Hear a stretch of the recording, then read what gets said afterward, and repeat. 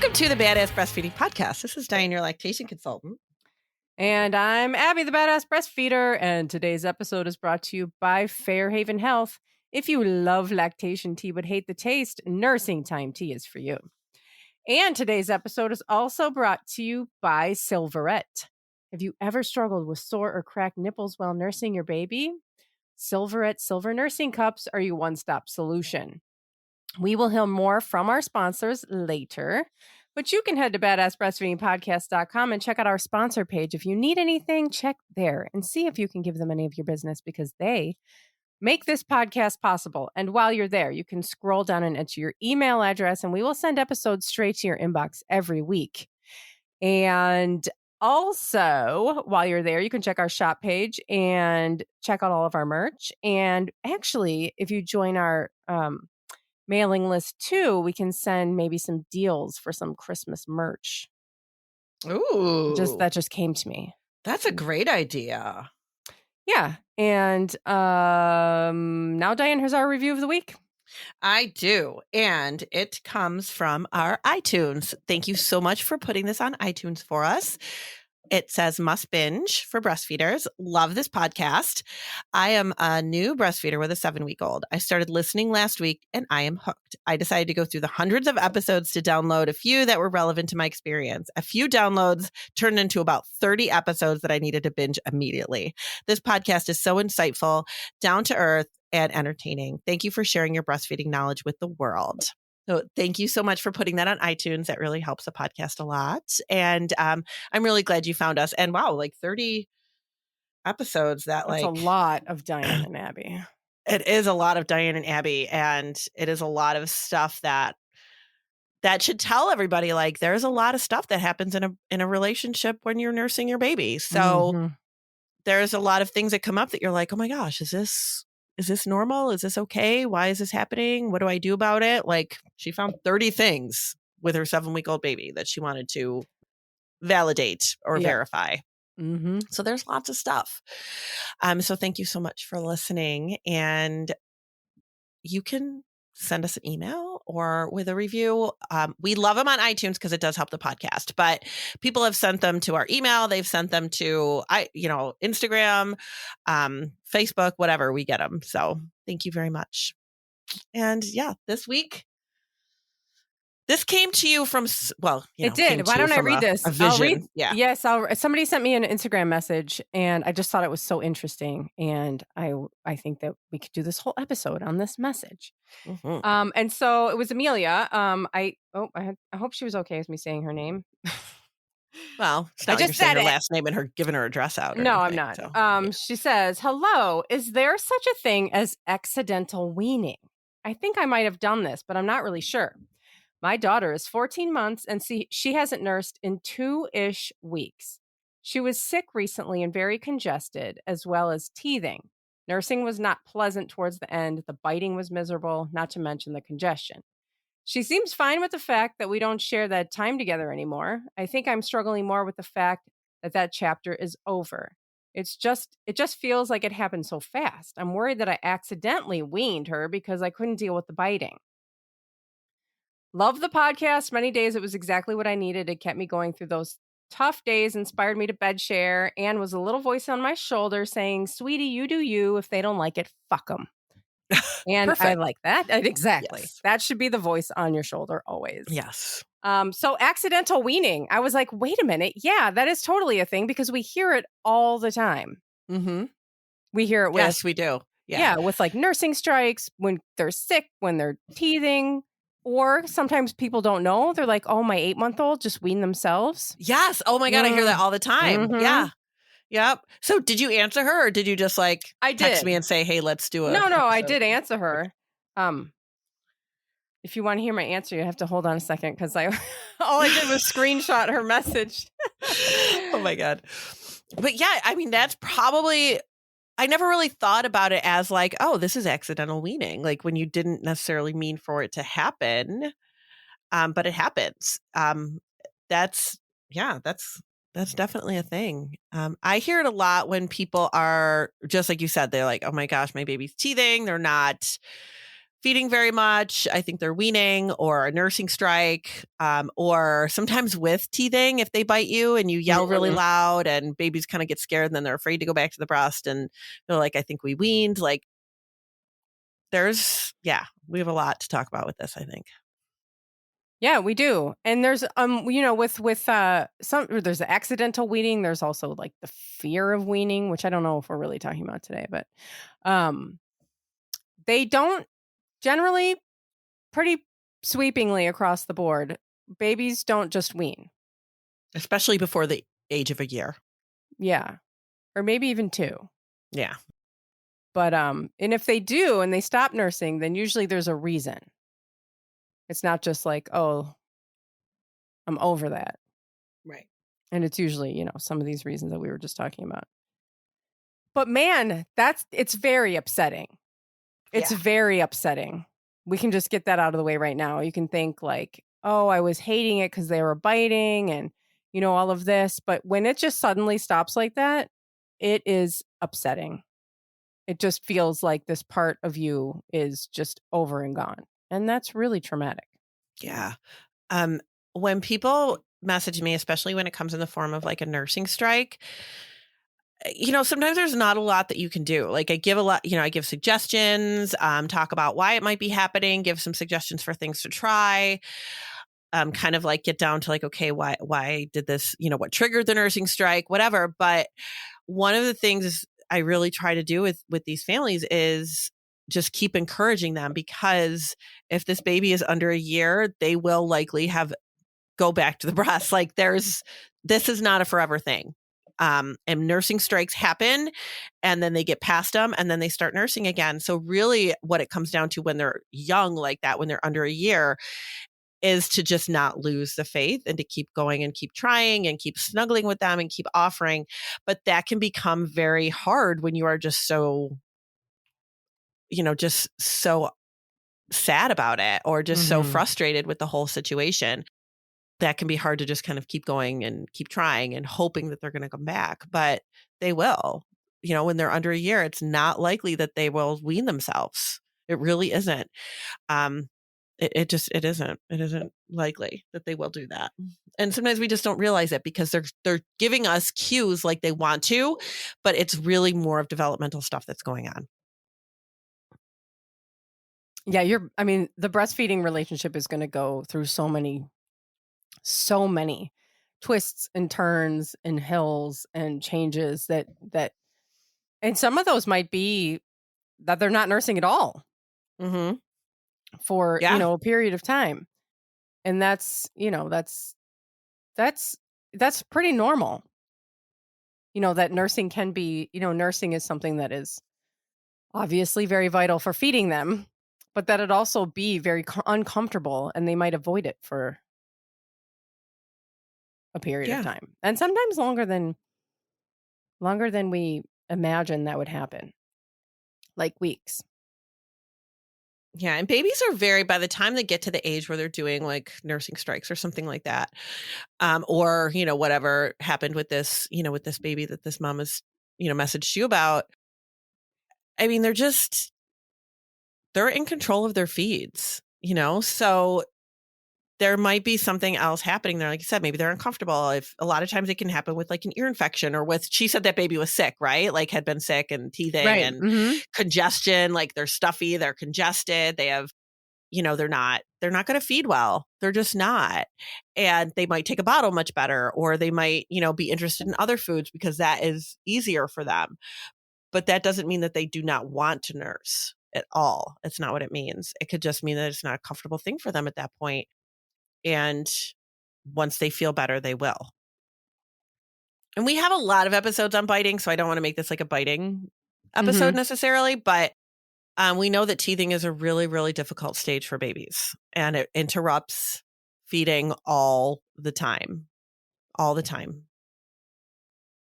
But knowing that, like, okay, they'll come back, can make all the difference in the world, because if you just kind of go, oh, they don't want it anymore, and you stop offering, or you're just kind of thinking like, oh, that doesn't seem to be, you know, bothering them. They see, you know, it seems to be they're just kind of going on with their lives. I mean, babies are busy. Like what was that baby's age? Like 15 months old or something? Mhm. Like that baby's got a lot to do. So sometimes they're not going to come back to you and be like, hey, can we nurse again? Yeah, they're not going to remember to do that. But they will if you keep offering.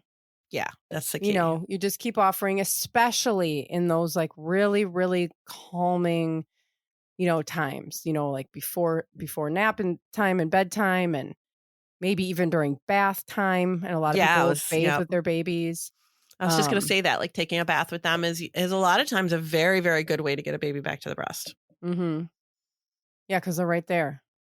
Mm-hmm. And then laying in your, you know, your favorite nursing chair to, you know, maybe nap time there, and just kind of like trying to do some of those dream feeds that we were talking about. Mm-hmm. I don't know, a couple episodes ago. Yeah, absolutely. Where you just kind of like get them up, you know, during the night or lay with them during the night and see if they'll nurse while they're half asleep. That is a really good way. Sometimes people will message me and be like, oh my gosh, my baby's on a nursing strike. But they are nursing fine during the night, or the nighttime is the only time they'll nurse. And it's like, those babies are probably they're just busy. They're just doing stuff. They don't want to even take the time to bother to nurse. And that is normal developmental stuff. And if they are at least still nursing at nighttime, that's good. Like you're That's going to, still you know, nursing. That's not a yeah, nursing strike. If your baby's right. still They're still nursing at nursing. night, that's not a nursing strike, right? Right. I would think not. I mean, I don't No. think so, because your baby's still nursing. They're just like Right. super busy during the day. Their agenda is full. Yeah. But of course, everybody would rather the baby nurse during the day than at night. Well, yeah. So. Yeah. I'd rather babies, you know, we'd rather babies do lots of things. Yeah, it doesn't work that way. The other thing to remember too is if this is your first baby, you know, it's kind of a different story. But if this is like second or third baby, a lot of times we go, but my other baby didn't have a problem with teething, but my other baby didn't behave like this, but my other baby nursed for 2 years and we loved it and we had a great breastfeeding relationship. This one it's not doing that. You know, babies are very different. The experience you had with your first baby really might not be the same as the experience you're going to have with the next baby. And that's just the bottom line. Like they're not the same at all. So you might have to kind of clear your head of that, which is very hard to do because especially in a situation like this where the only thing you have to compare it to, but every breastfeeding relationship is different. They're all individual. Yeah. I mean, just like people are so different. Mm-hmm. They're going to be. I mean, and I didn't know with mine, and all mine weaned. It was probably right around this baby's age. But the other thing that was happening with them is like I remember like they all had just learned to walk. And that was like they stopped nursing. You know, like I remember trying to like put my son on my lap in the morning and try to nurse him. And he just kind of like wiggled off and, you know, ran away. I thought that was it because I didn't know any better because I wasn't a lactation person. But if I had known to try to offer, you know, that they were just busy and developmentally going through, you know, huge developmental changes, I would have still offered because I wasn't ready.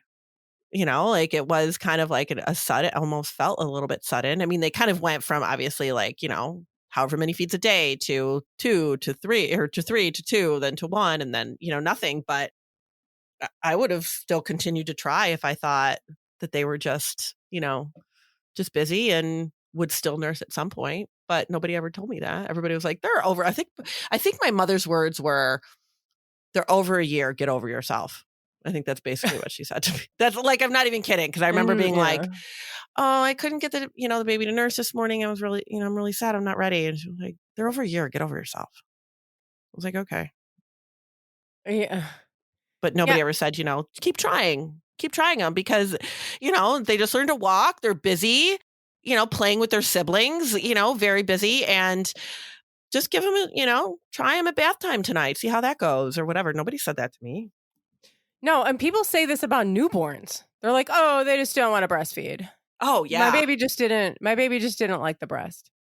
Yeah, I hear that like too. That's not a thing. That isn't. That means that your baby was struggling with something. Mm-hmm.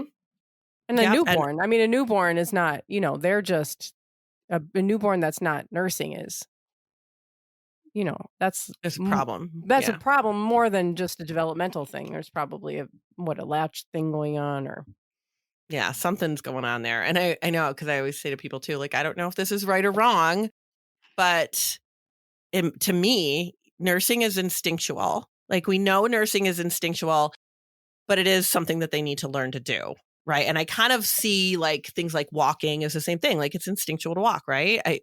But you have to learn how to do it. yeah, they don't come out knowing how to do it. Right, exactly. So they have to kind of like, strengthen up those muscles and figure it out and figure out their coordination and all of that stuff.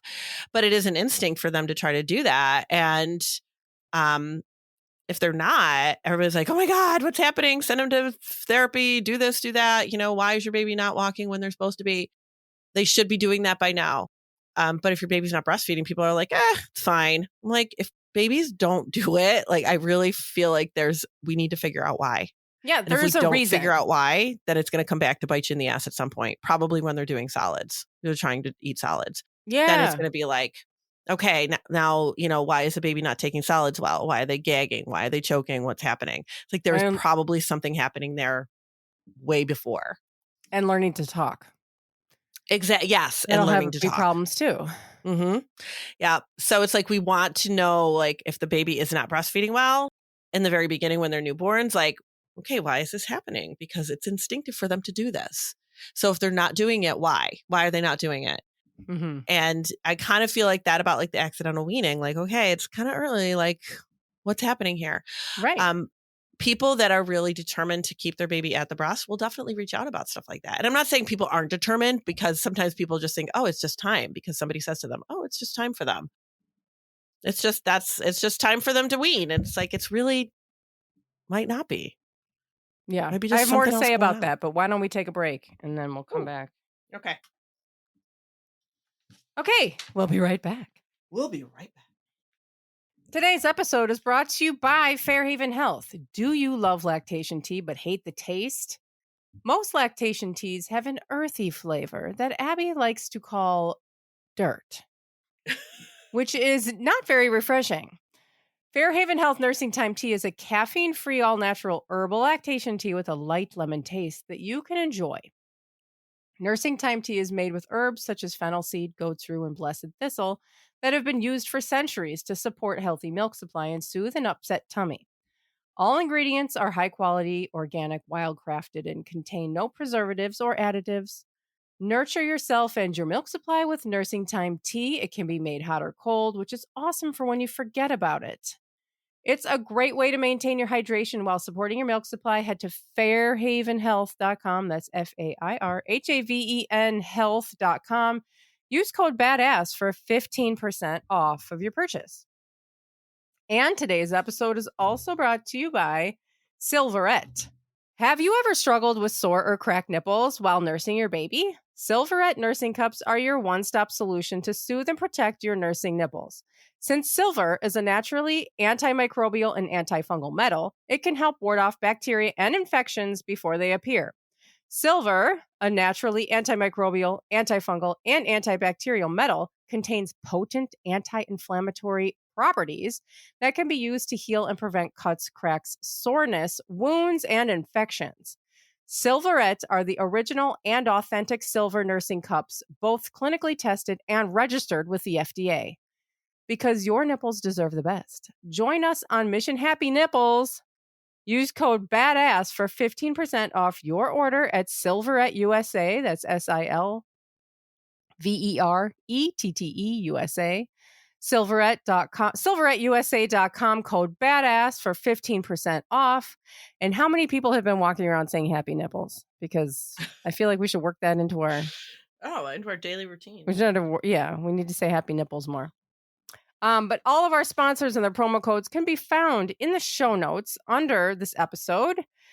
Our show notes will also include further information about things we talked about in this episode.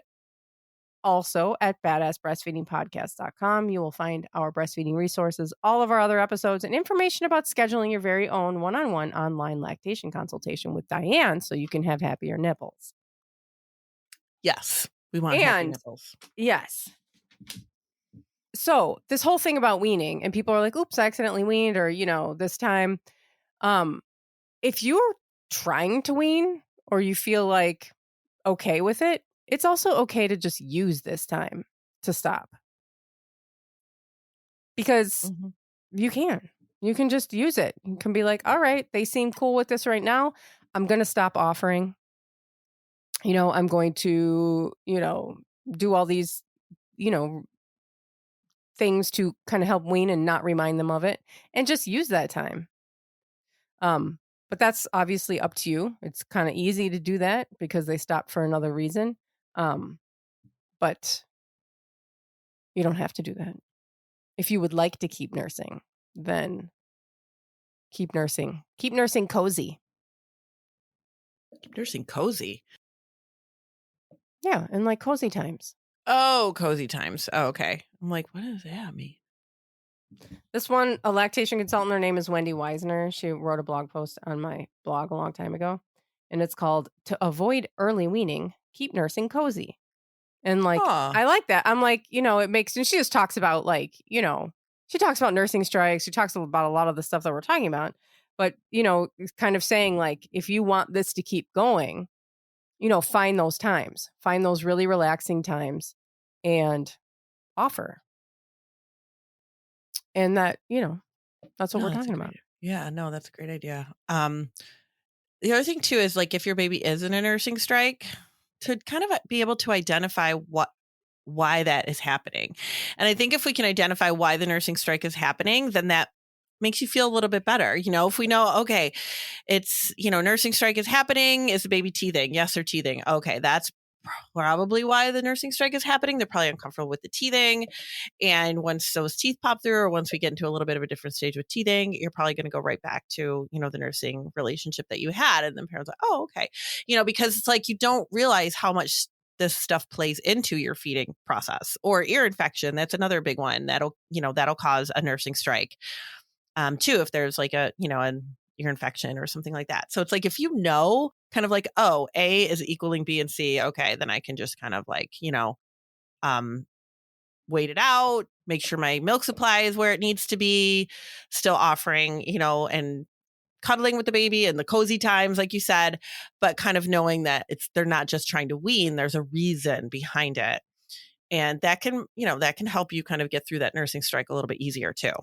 Yeah, and things like teething, like if you do some of these things that we talk about with teething, like chewing on frozen washcloths or like just chewing on things, because once that tooth breaks through the gums, usually that's when the pain for them will stop.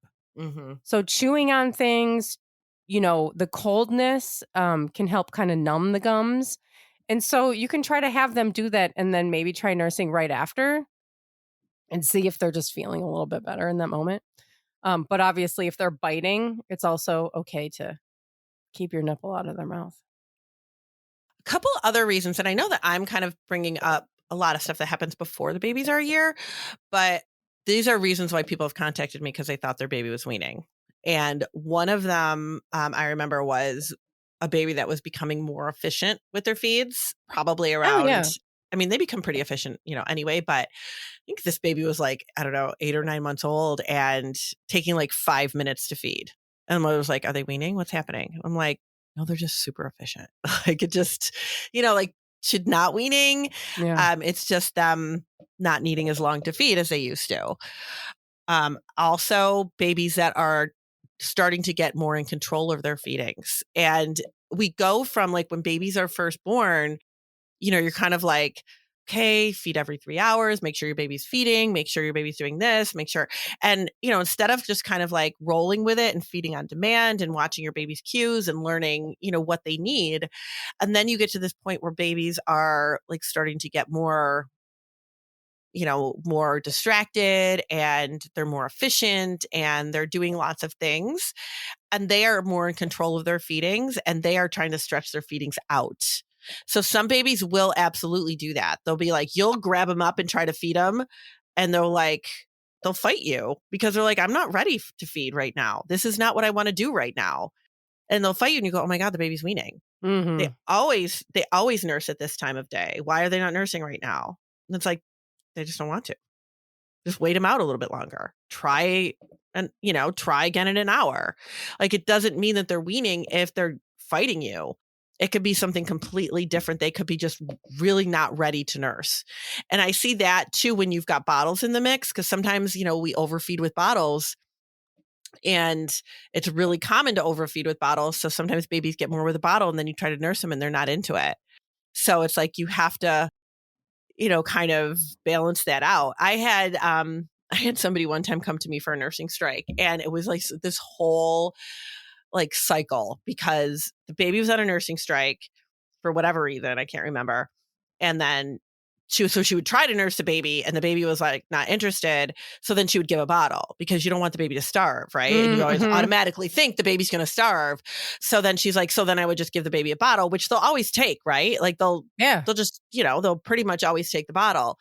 And then she would be overfeeding my bottle and then try to nurse the baby again in like 2 hours. The baby's like, I'm not hungry right now. So it was like this huge cycle of just like turned into bottle feeding that didn't intend to be.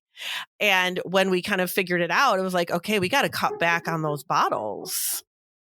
It's like, baby's not starving. They'll let you know when they want to eat at that age. They're not going to starve. No, I mean, yeah, that's true. You'll know. Mm-hmm. And if they're not, and if they're full, they're not going to nurse. It's just nursing strike or not. Right. And they will always take the bottle. I mean, very rarely does a baby say, nah, I don't want that pizza. Like, yeah. I mean, it's just. Yeah. I mean, you can put anything in their mouth, they're going to open it. Yeah. But they have control over nursing more so than bottle feeding. So, I mean, as they get, a little bit older, but really, and honestly, like a very distracted baby, bottle feeding sometimes is faster and they can still play.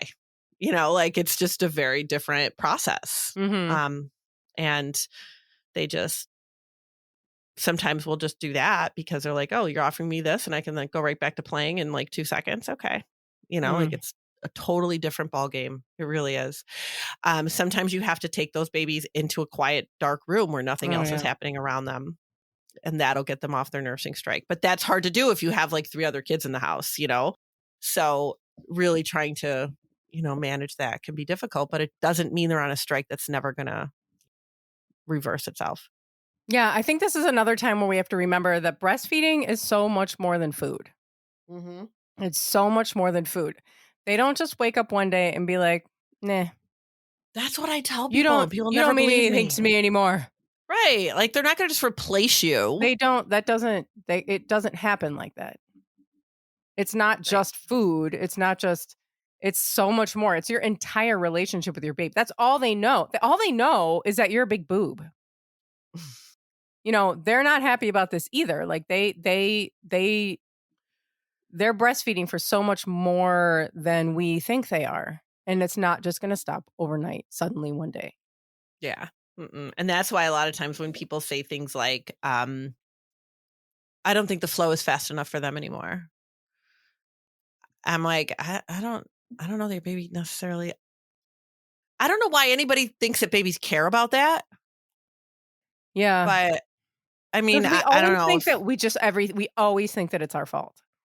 Yeah. And we always think that it's only our food. Fault, and it's breastfeeding and we can't do it.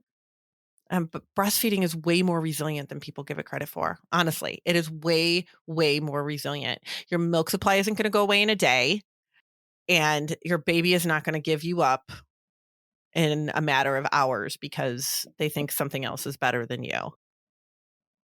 Yeah, you could see this just a couple of more times where you might see this happening is, of course, pregnancy, where the milk supply is going down or, just changes happening.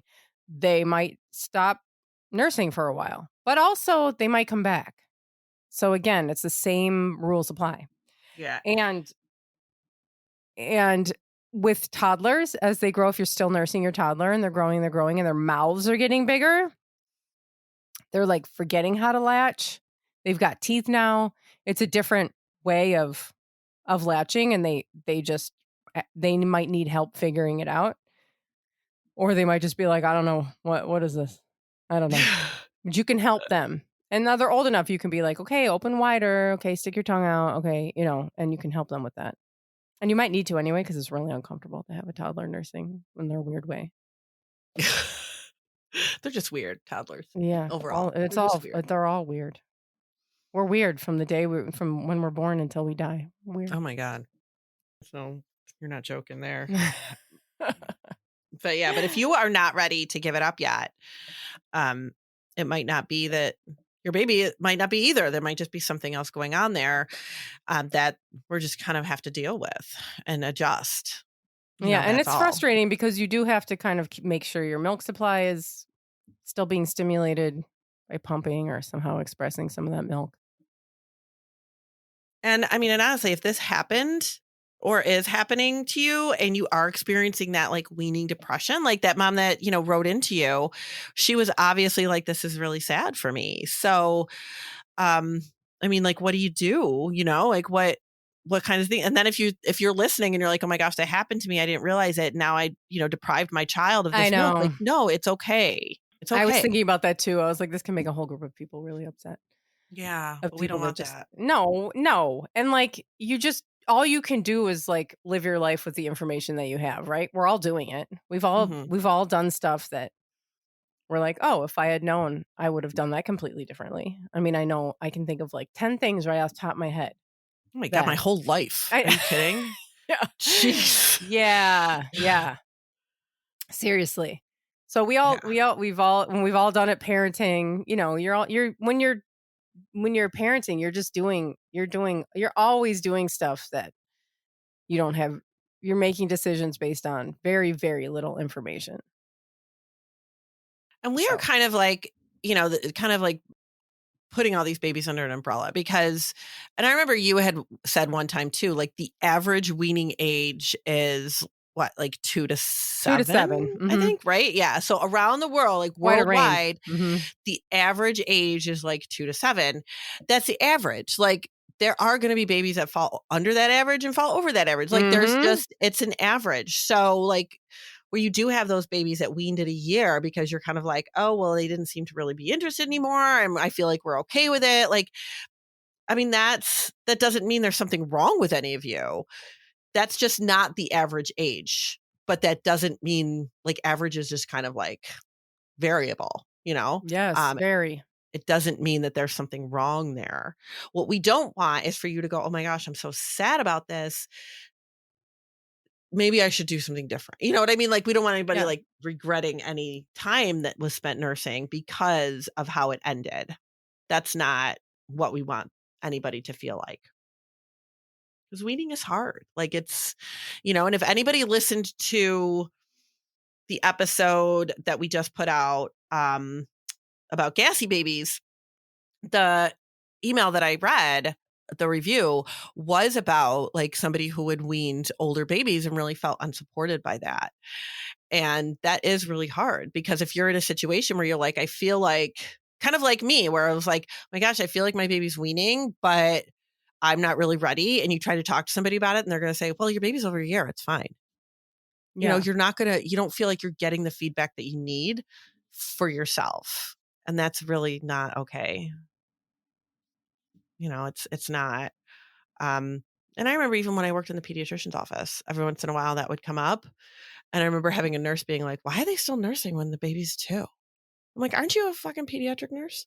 Come on. Like, what?